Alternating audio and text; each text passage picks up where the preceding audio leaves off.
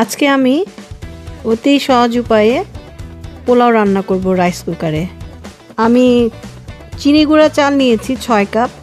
Rice কুকারের পটে চিনি গুঁড়া চালটা ধুয়ে এখন সব মশলাগুলো দিব।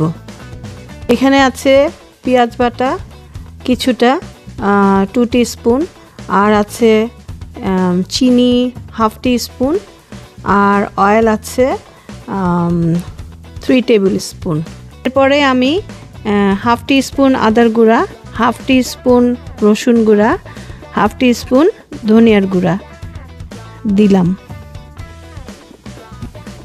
এবার আমি গরম মশলাগুলা একে একে দিব। তেজপাতা দিলাম 2টা, কিশমিশ দিলাম 10-12টা, দারচিনির টুকরা 2টা, আর লং দিলাম 4টে, আর এলাচি 3টা। লবণ দিলাম স্বাদ মতো। বাংলাদেশি ঘি দিলাম 2 টিস্পুন উঁচু উঁচু করে।